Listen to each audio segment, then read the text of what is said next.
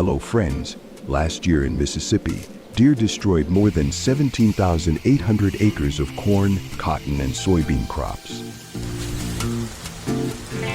This cost farmers approximately $4.6 million in lost yields and replanting costs.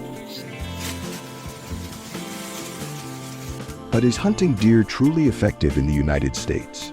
Find out in the following parts of this documentary. Let's begin.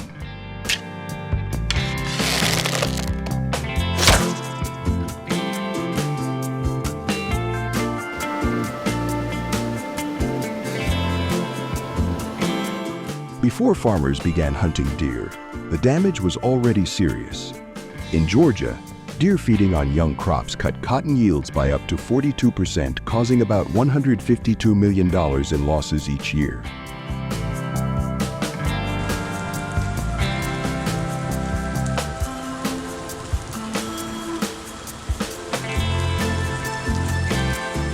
Weakened crops reduce future yields and slowly drain farm income.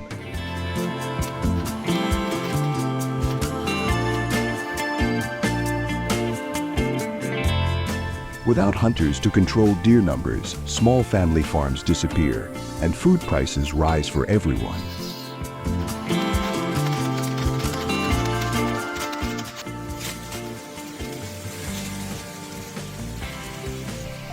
Does that make you worried about your wallet?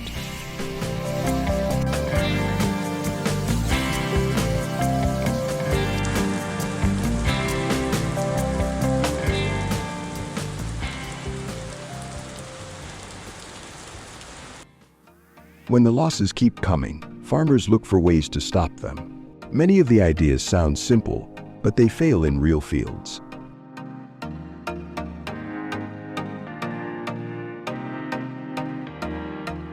Fences must be 8 to 10 feet high to block deer, and covering hundreds of acres makes the cost unrealistic.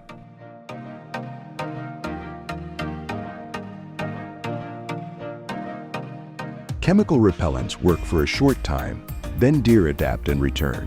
Relocating deer sounds humane, but it is expensive, tightly regulated, and often ineffective as animals move back in.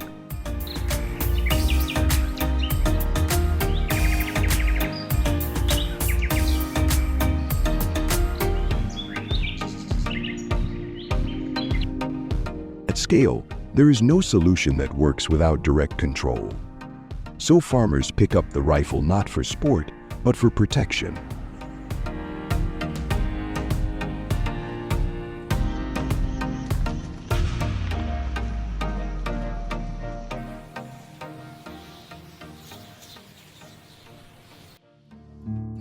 When hunting became the only option, farmers could not act freely. Instead, they had to operate within strict state-imposed limits.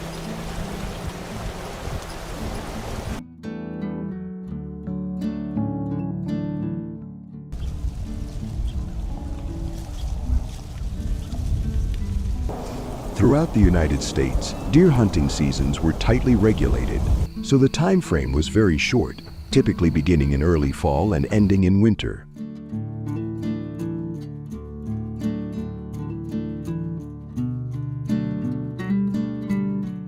Often, the archery season in Massachusetts opened earlier, lasting several weeks. Then, the gun hunting season in Ohio opened, but it was very short, usually only a few weeks.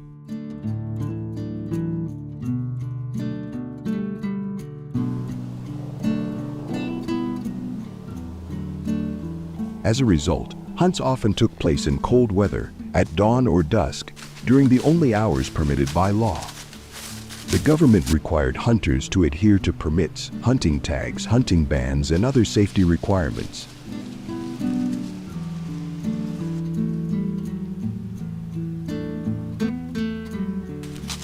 In some states, hunting was restricted to Sundays or certain types of equipment to ensure safety and professional ethics.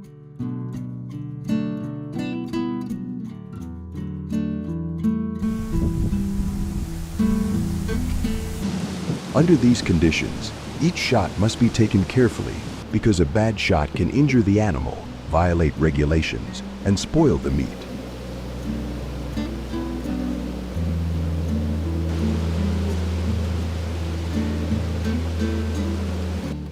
For that reason, there is no room for error. Even so, the hunt itself only lasts a short time. However, what happens afterward takes much longer. Can you guess what it is and why it takes so long?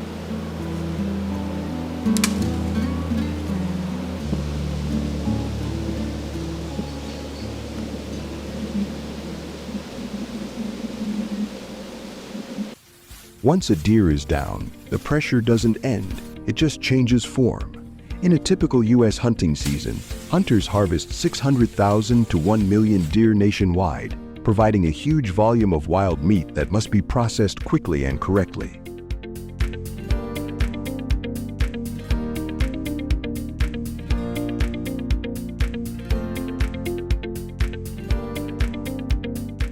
After the shot, field dressing happens immediately in the field to cool the carcass.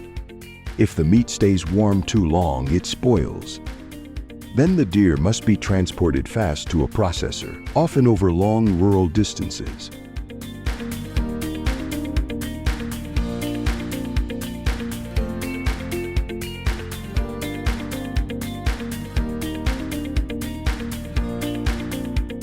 There are no large industrial lines like in beef or pork plants.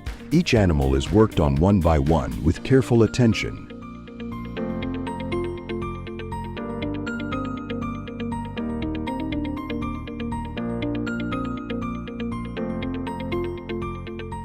Because wild venison isn't inspected by the USDA like domestic meat, it generally cannot be sold commercially, and processors must label it "not for sale."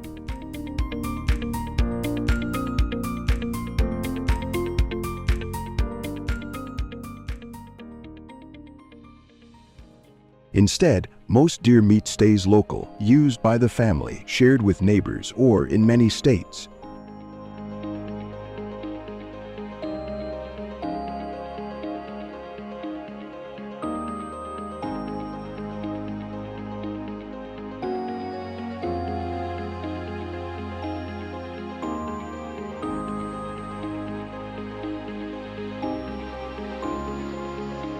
They donated through programs that turn harvested deer into meals. For example, Michigan's Hunters Feeding Michigan processed 140,000 pounds of donated venison into over 560,000 servings last season.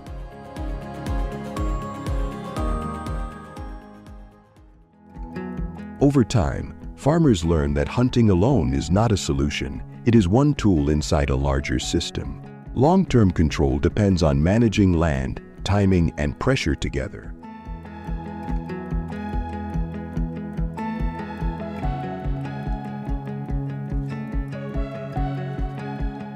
Crop rotation, adjusted planting schedules, and reducing edge habitat can make fields less attractive to deer.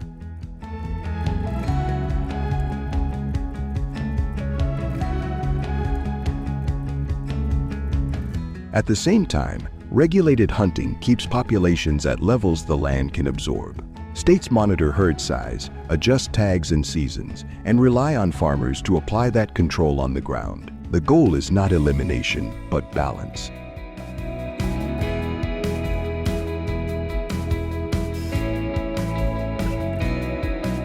Without it, losses return. With it, farms stay productive, food stays affordable, and pressure stays contained. In the end, deer management is not about sport or tradition. It is about keeping the system from breaking.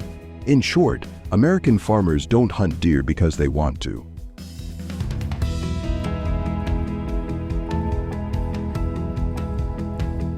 They hunt because modern agriculture removed every other break. If this system stops tomorrow, who pays the price first? The deer, the farmer, or the food on your table?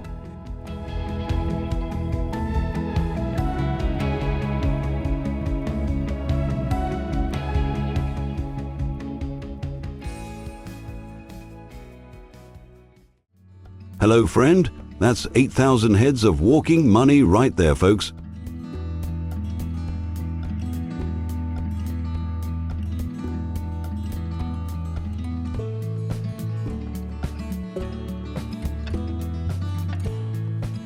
Every mature buck you're looking at will put 28 to 42,000 bucks in the rancher's pocket this year, and not a single one ever walks into a processing plant for meat.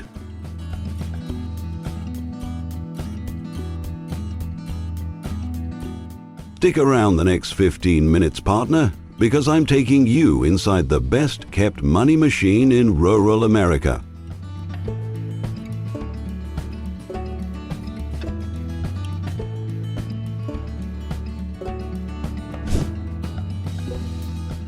Here's how big this really is in 2025, straight from USDA and the deer farmers' own numbers.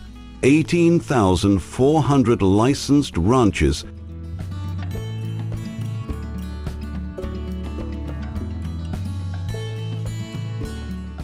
$1,260,000 captive whitetails and elk.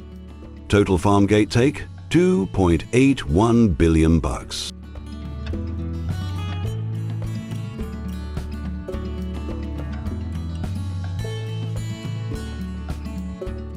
A top breeding buck clears the owner 28 to 42 grand a year after feed, vet bills, and the tax man.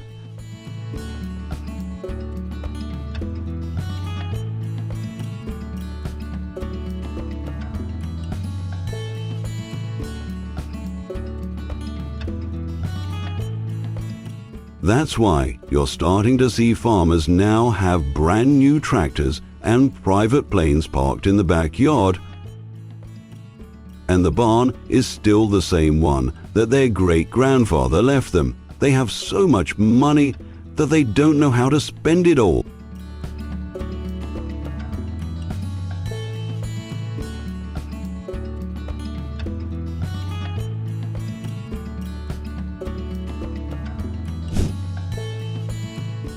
Let's walk through the velvet harvest so you can see it exactly like it happens every summer. Buck walks in calm, gets IV sedation and a good local block of the same drugs, just a bigger dose than you get at the dentist.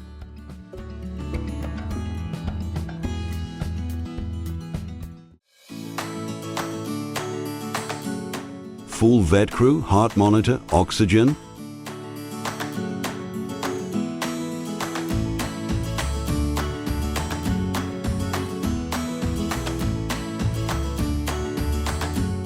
Two guys, one cordless saw, 45 seconds per side, done.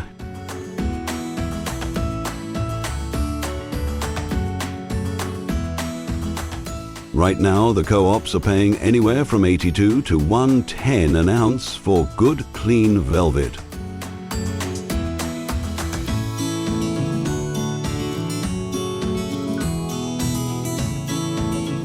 Take an average buck that gives you 8 pounds. That works out to between 9,200 and 12,600 bucks in cold hard cash, usually wired to the rancher's account inside 10 days.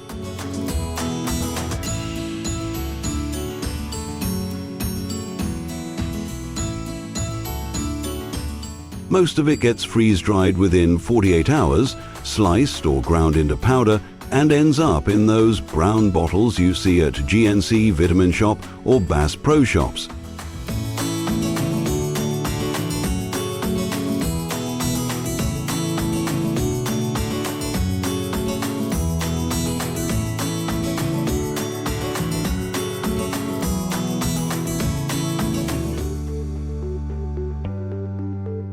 The real pretty whole branches, the top grade stuff, don't even get cut up. They go straight into boxes and fly to South Korea and China, where they bring roughly double what we get here in the States.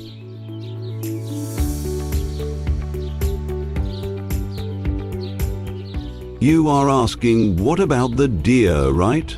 20 minutes after the cut, the buck is on his feet eating grain like nothing happened, already starting next year's rack.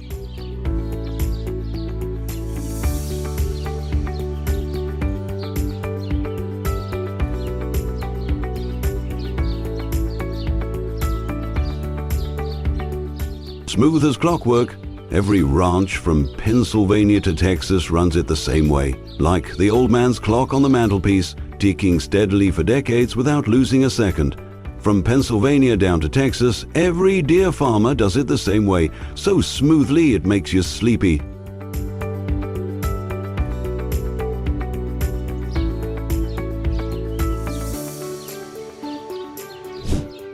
come August, the velvet's already been harvested and the antlers are hard as rocks. Now here's where it gets fun. That same set of antlers you just saw come off in June, it's about paying the rancher twice. Door number 1, the dog-chewed plants in Missouri and Colorado. They buy everything, broken pieces, sheds, whatever. They're paying 12 to 18 bucks a pound all day long. You pull up with a trailer load, they weigh it, hand you cash, you're gone. Easy money every single year.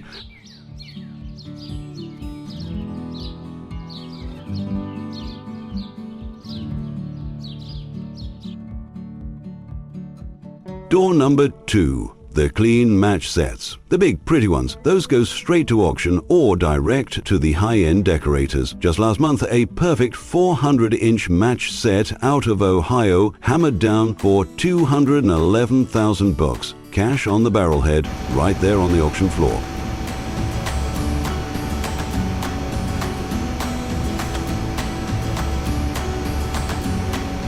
Same exact antlers that grew on the same exact buck. One chunk feeds your neighbor's labradoodle, the other chunk hangs over some oilman's dinner table in Dallas. One animal, 2 completely different paychecks. That's why these ranchers are grinning ear to ear come fall. They already got paid once for the velvet back in June, and now the hard antlers are writing another check, sometimes a whole lot bigger one.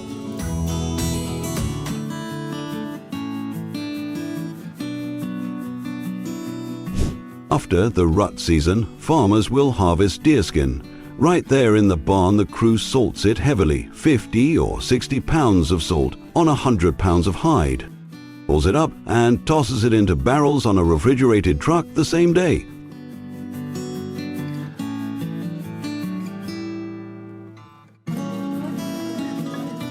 That truck heads straight to one of the 2 big deer leather tanneries we got left, one up in Milwaukee, Wisconsin, the other down in Chattanooga, Tennessee.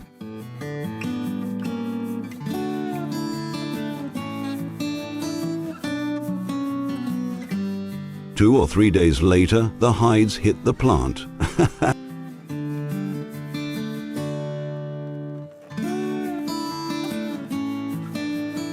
First thing, they go into giant washing machines to get all the salt and blood out.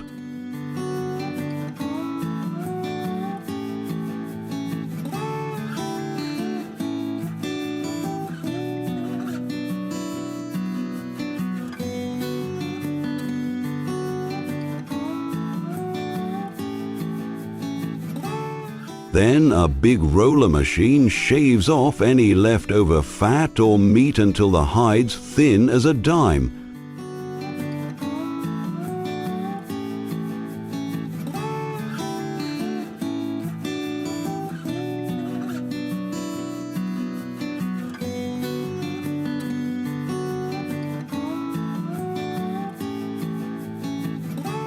After that, it's tanning time, 4 to 7 days in the vats. Deer hide is so thin it drinks the tan up quick, comes out softer than anything a cow ever produced.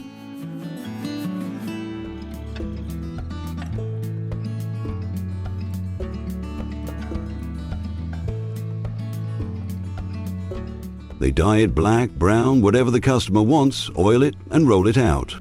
20,000 plus deer hides a year roll into 2 big tanneries, one in Wisconsin, one in Tennessee. A feat of unpassable count.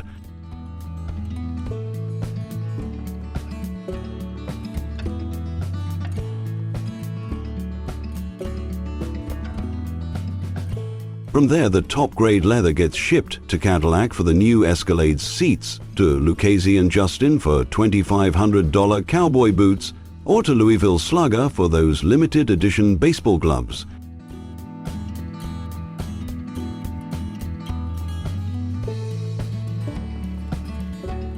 The rancher? He already got his check, 9 to 14 bucks a hide, wired to the bank a month later. Doesn't sound like much until you've got 1,500 hides going out the gate every fall. That's real money for a brand new pickup sitting in the yard. Look, I know what some of you are thinking. The animal rights crowd is already hammering the keyboard. Here's the deal, plain and simple. These deer live on ranches bigger than Central Park, get better vet care than half the folks on Medicare, and they regrow that velvet every single year like clockwork.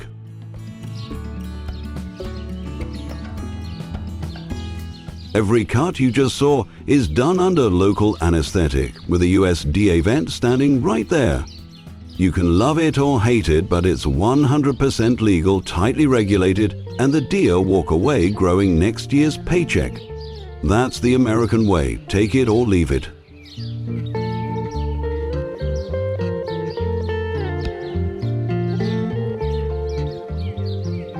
So next time you pop a velvet capsule, ease into those soft seats in a new pickup, or toss the dog an antler chew, you're putting American buck straight into an American rancher's pocket.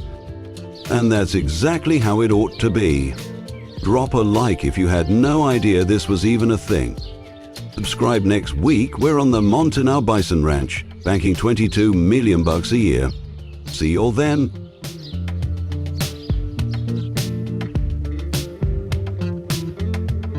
Hello, friend. It all starts in a giant hatchery the size of 3 Walmart stores.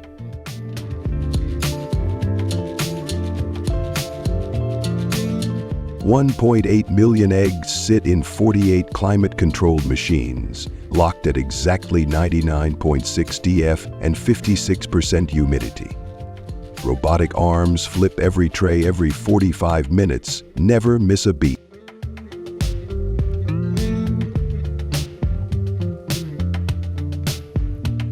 "22 hours later, 680,000 fluffy chicks slide down the belts like clockwork.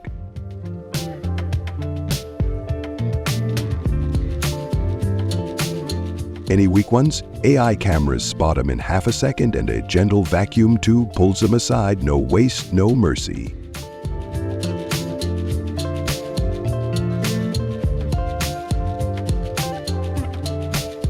Every chick gets an automatic vaccine mist straight to the beak, then rolls into the starter barns.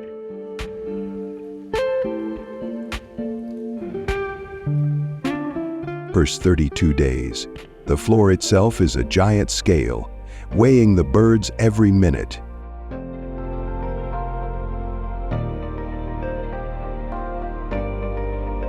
Headlights change color as they grow. Feed robots dump exactly what the computer says 18 times a day, down to the gram.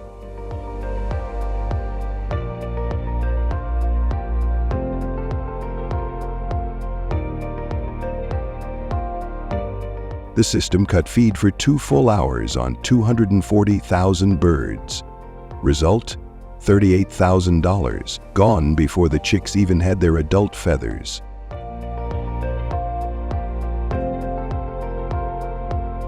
Day 42. Lights go black. Vacuum robots suck the birds into crates. Crates roll themselves onto electric trucks, and those trucks drive 180 miles to the plant with nobody in the driver's seat. One robot ran on a 4% weak battery last month. 18,000 birds got crushed and stressed. Another 41 grand vanished because somebody forgot to swap a battery. The truck backs itself in. Robotic arms dump crates. Birds slide into the CO2 chamber, out cold in 11 seconds.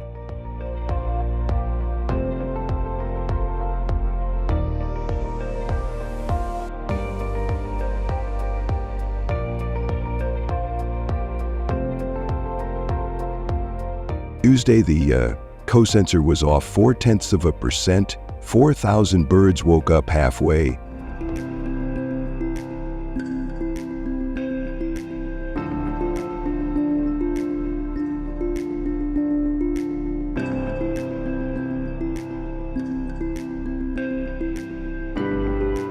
The whole load scraped $98,000 in 11 seconds, and have to process it again from the beginning.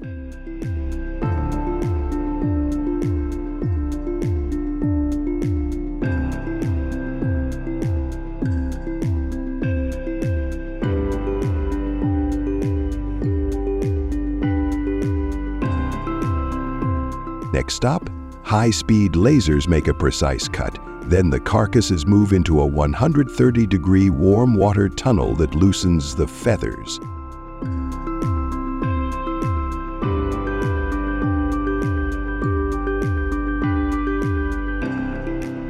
128.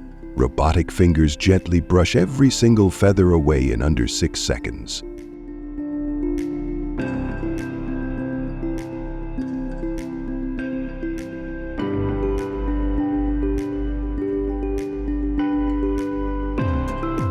If the vision system spots even one tiny feather left behind, the entire line pauses for 47 seconds while it's fixed, and that short pause costs the plant $74,000.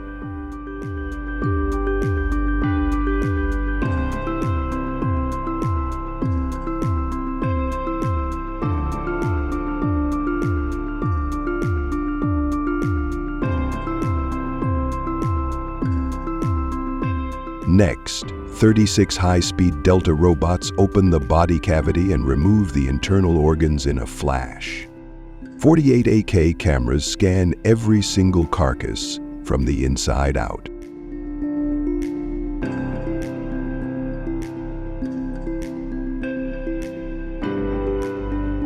A USDA inspector sitting in Kansas watches everything on a huge wall of screens and clicks approved from hundreds of miles away.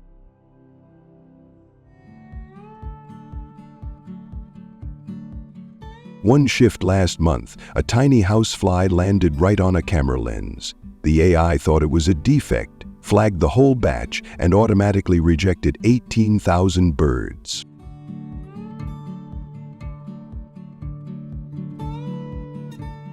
From here, every carcass moves to the chill tunnel. A blizzard of ice/water, right at 32 DFF, hits the meat from every angle.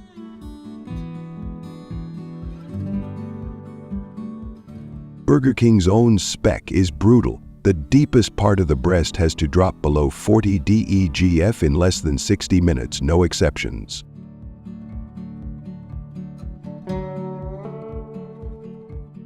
Most plants take 4 to 6 hours. This robot line does it in 58 minutes flat.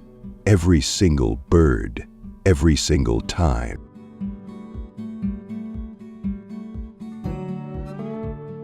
That speed locks in flavor, kills bacteria fast, and keeps the nuggets tender. It's why the texture is the same whether you're in Montana or Miami. Hit that mark and the meat rolls straight to the cutters. Miss it by even half a degree and the whole batch sits in a holding cooler until it passes, racking up freezer bills faster than a diesel pickup burns gas. That's the Burger King standard, and these robots nail it 24/7. 128 robots strip the breasts. Meat drops into sealed pipes, gets ground and mixed by a computer that reads moisture live.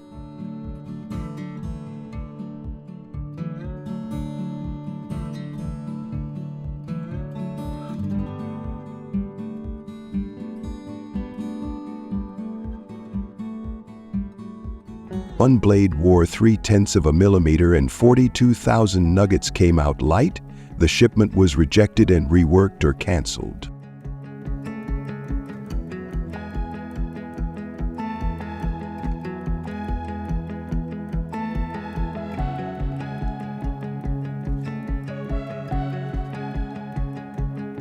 The ground chicken gets pushed into 8 giant forming machines. Think of them like the world's fastest cookie presses. The pink mix shoots into shiny metal plates full of crown, bell, boot, and ball shapes.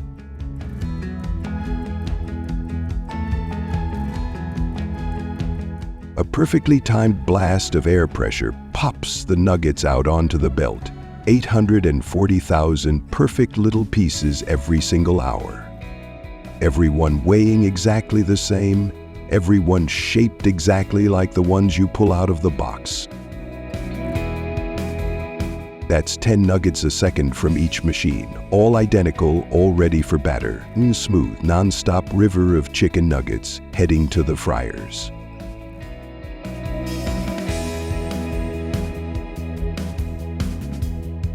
The nuggets roll into a sealed tunnel. First stop, a waterfall of tempura batter coats every side. Next, a gentle shower of golden breadcrumbs sticks perfectly.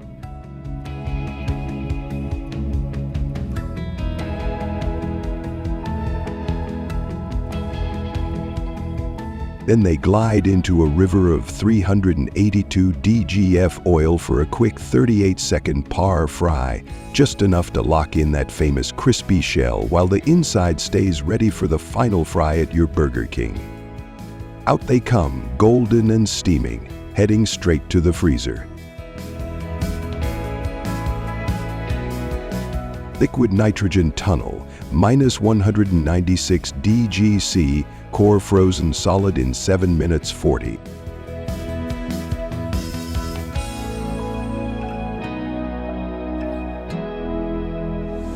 "48 Delta robots bag 10-pound packs. X-ray sees anything bigger than half a grain of rice. Laser burns the lot code.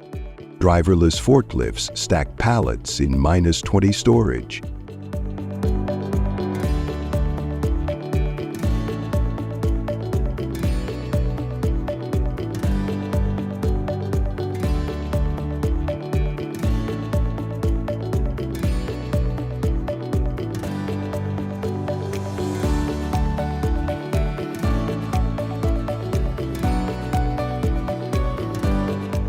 Electric trucks leave every 20 minutes, drive themselves to Burger King. Robotic arms unload into the walk-in at 3 a.m.